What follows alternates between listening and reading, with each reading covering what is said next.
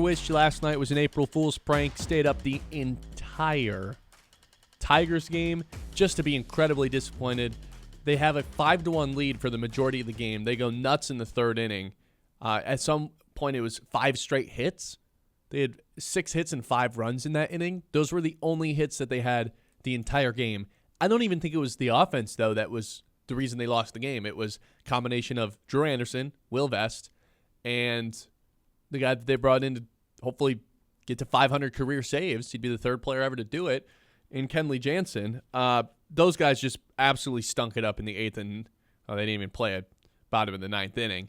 Drew Anderson gets them into a jam. I'm not even pissed at that. I am a little bit more upset with Will Vest. They pay him, not a crazy amount of money, but there is an expectation that when they bring him into the game, he can get them out of a jam. He couldn't do that. Kenley Jansen, hey, can you close the door on this team before, we blow a lead? He tees up a cutter that just goes right down the middle and also doesn't cut. Hey, hit this. It was like batting practice. And the rookie for Arizona hit his second home run of the day. And just like that, the Tigers blew a 5-1 lead. It felt like in the blink of an eye. I hope that's just a prank from the bullpen for an April Fool's joke, because that can't be a thing again this season. They had an issue last year with it. They bring in Finnegan, and it's mostly fixed. Troy Melton gets moved to the pen, and you felt a lot better about the bullpen down the stretch of the season, even though they were blowing games because their offense couldn't score.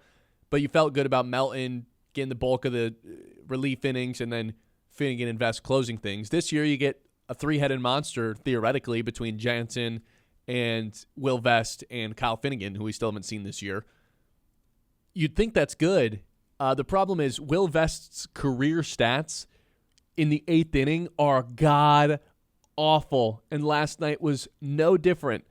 Last year, 2025, Will Vest in the 8th inning had an ERA of 4.76 compared to his 9th inning ERA of 1.55. I don't really understand that, the reason behind it. What I do know is it's a real thing, and last night was proof that, hey, this actually still is a real thing. So I can't imagine Will Vest's reaction when he found out Kenley Jansen was coming to town to take the bulk of the save opportunities early on in the season, I should say. Because I'm sitting here like, okay, this could be problematic if these two guys don't figure it out sooner rather than later. It was one game that they blew the lead, but it was one of those games that kind of haunts you in a way, even though it's only March. It's just like, man, I hope that's not the norm this year. I hope that was just an April Fool's prank and not the reality of the situation, that this bullpen's not going to be able to close the door. Because, again, overreaction, it's the first bullpen blown lead of the season, but 5-1 lead? Come on, man. That's bad stuff. Right. Especially when it's coming off of what has happened the last 2 games. You go scoreless to close the series against San Diego. Okay, whatever. And then you get down 8-0 against Arizona, make a miniature comeback, have a chance to come back and win. You don't. It felt like, okay, phew. Like, the offense came to play early against Arizona. Casey Mize, great outing. Like, boom. Late night, I can go to bed. Tigers win. And then you wake up and they lose. You're just like, what? So it adds to your list of concerns for Detroit. Where is this at right now? I mean, obviously, like you said, we have to continue to reiterate this. Like, everything is an overreaction. We're not concerned that the Tigers are going to be bad. How long do we say that for, though? Like, at what point is it not really an overreaction? Probably like halfway 2 through more April? series. Okay. Yeah, like you get through like 4 series of baseball, then you can start to actually be like, okay. Like you get these next 2 home series, then I think you can go from there. Okay. But where does the bullpen for you rank on your list of concerns currently for the Tigers? Because like you said, I mean, we saw Vest and Jansen last night. You have this 3-headed monster of guys that you don't really know who's going to be like the go-to 9th inning guy, and that's probably a good thing. I think it's Jansen, though, early on. I don't think Jansen would have come here if he didn't have the opportunity to get the 500 save. Yeah, Chris said that last week on the show, and I agree with him. I think that makes a lot of sense. It's a great point. It is. And Finnegan hasn't been put in a situation yet. Like, he barely pitched in the game against the Diamondbacks on Monday, came in for like 1 out. Like, he hasn't been put in a situation yet to be like a real get a save, basically. Yeah. And he was awesome for the Tigers last year. So where does that rank in your list of concerns?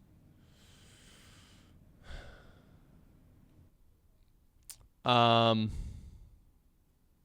bullpen I would have as, based on last year, considering that too, the offense down the stretch was just so bad. I would say towards the top, like probably number 1 for right now. Because as much as, like, yeah, they had a scoreless game.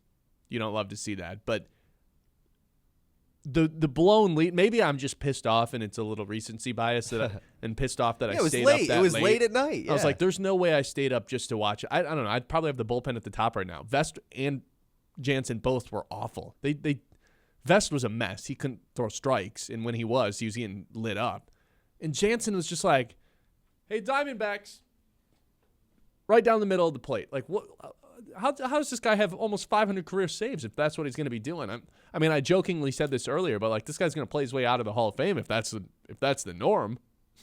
This is one of the few closing guys that could end up being in the Hall of Fame, chasing number 500, save number 500.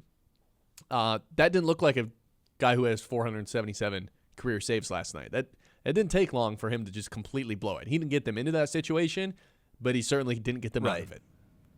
And just poor Casey Mize, man. He's the one that's probably hoping that this is an April Fool's prank. He was awesome, great start for Mize, man. Night. Awesome. And we had the conversation. Think about what we were talking about a week ago. Like, is Casey Mize going to be the guy that out of nowhere in August we're like, wait a second, Casey Mize isn't even part of the rotation anymore? Yeah, Troy Melton's back, baby. And by the way, Jackson Jobe, it sounds like he's going to pitch for the Tigers this year. Yeah. Like, that was just kind of thrown out during this first week of Tigers baseball, which I didn't really expect. I mean, through 5 games, Casey Mize, relative to expectations, had the best outing of the 5 pitchers. Scooble probably had the best outing in general, but I think Casey, relative to the expectation. Sure. I mean, he's the number 5 guy at the end of the day. Like, you're right. I mean, he pitched he had the second best performance, just straight up, I would say, behind Scooble. The 9 Ks, yeah. I mean, like, that's, 10 Ks is his career high, I believe? Like, that's 10 Ks is a career high. He had 15 swing and miss. That's pretty good, man. That's really good.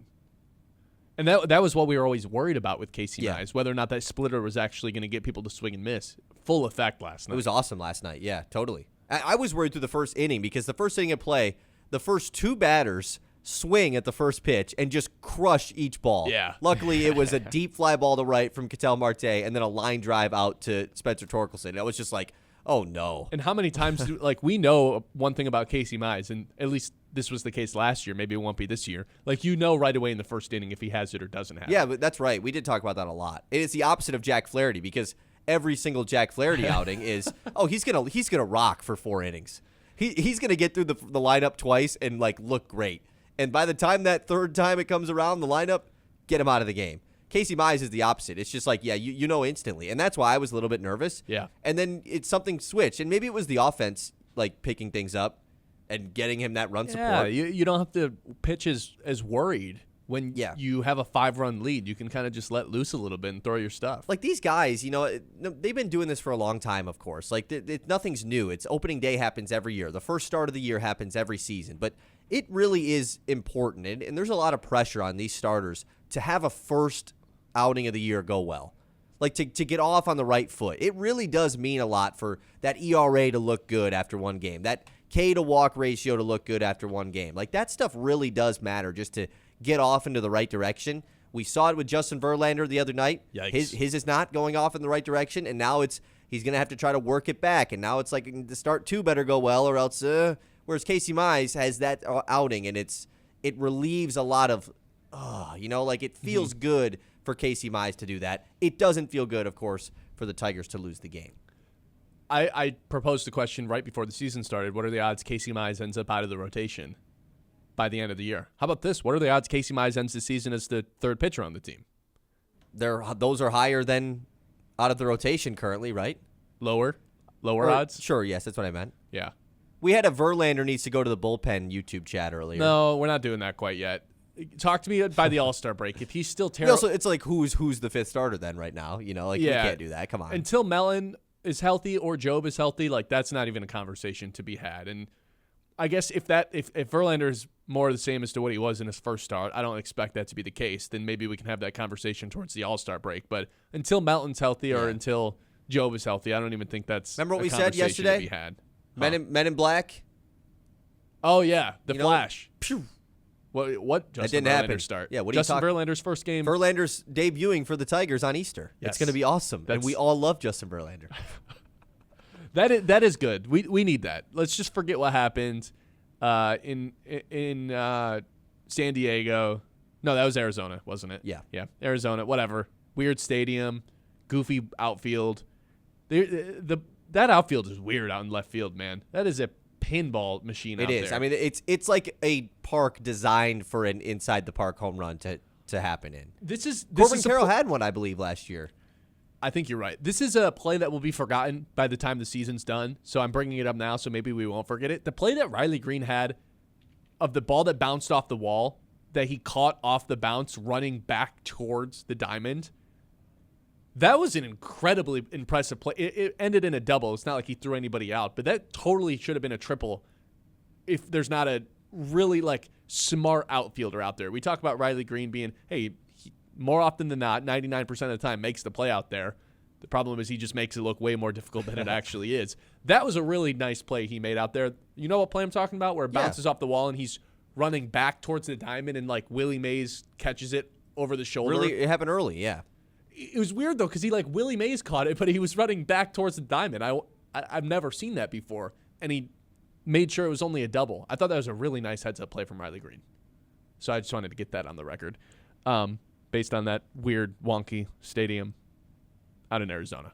989-837-6125. This is the Ben Bosscher Show. We're live here on 100.9 The Mitt. Jalen Duren, is he the key to a Pistons run in the playoffs? 11 o'clock hour, as always, is brought to you by Yiter Insurance. Life happens fast, and at Yiter Insurance,